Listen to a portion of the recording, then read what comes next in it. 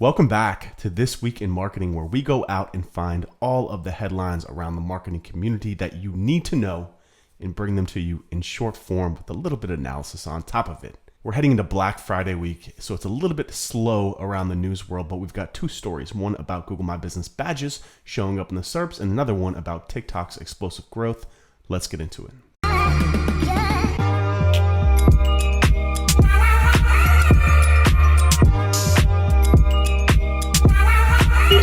So the first up this week, Google Guaranteed badges are starting to appear in Google Maps listings. So over the summer, Google announced a new program to allow local businesses to display a green check on their Google My Business profile.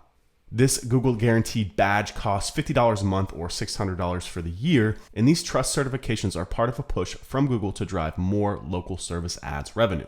This news is important for both SEOs and advertisers alike because we already know anytime that you can get any sort of badge or check or anything to pull through into the SERPs or under a profile like a Twitter verified badge, an Instagram verified badge, it just lends a tremendous amount of trust, but it also drastically can increase click-through rates, especially when we're talking about being in the Maps pack where it's really difficult to rank and people are also looking at Maps and looking at a wide variety of businesses. So if you got a green check next to your name, it's going to draw eyeballs and it's going to draw clicks. This product is still in its infancy, so it'll just be interesting to see how this plays out for marketers and advertisers alike. Y'all already know the SEO community always looking for an edge for whatever we can. It's going to be interesting to see if folks will choose to pay the monthly fee versus to go ahead and advertise and pay the lead cost of the LSAs or the local service ads. LSAs are still a young product, still a little bit tricky, so it might be easier to actually pay the $50 per month than it would be to optimize and bid for placement in the top 3 LSAs, but only time will tell, and I'm interested to see how this plays out. Hey, real quick, make sure to subscribe and hit the notification bell. I post weekly content only for my subscribers, like links to my private Slack channel, office hours, and free access to marketing templates and tools. So if you don't want to miss out, make sure you hit that subscribe button and the little notification bell. That's it.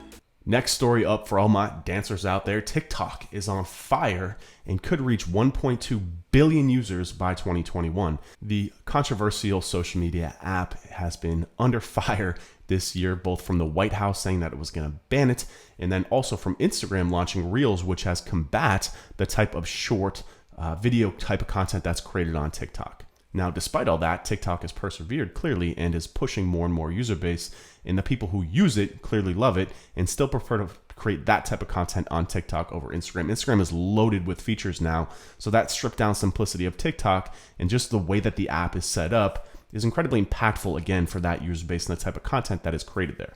Now look at, I added this as an important headline because of how much marketers are resistant to change and how much, especially on a platform like TikTok, where again, you'd mostly just see people dancing. We're very resistant to it. We often tell ourselves lies about how the demographic is young. People are just down there to dance, et cetera, et cetera, et cetera. Our business doesn't translate there, what have you. Look, it's official, right? You don't have to necessarily use TikTok. You don't have to necessarily get on there and dance and sing and all that type of stuff.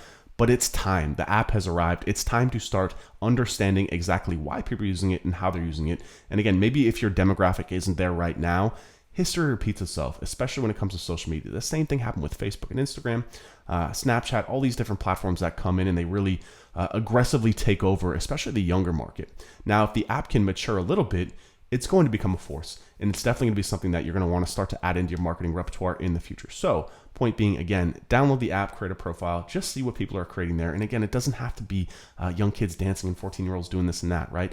There's plenty of creators on there now. Follow someone like Gary Vee, see who he's doing, and just seeing how that type of content and whatever you're doing could potentially translate onto TikTok. That's all. I'm not telling you to get on there and do anything crazy, but it is important as a marketer for you to be well-rounded and understand, again, emerging trends, emerging platforms, and again, the specific type of content, which is incredibly important, especially for us as SEOs, knowing how content is just used all over the web and internet to understand why people are using it there and how they're using it there on TikTok. So that's all for this week in marketing. Happy Black Friday for all you e-commerce marketers out there. It's going to be a big one. And if you guys like these, make sure you subscribe right on the blog post below so you can get these delivered to your mailbox every week. Thank you guys for your time and attention, and I'll see you guys next week. Peace.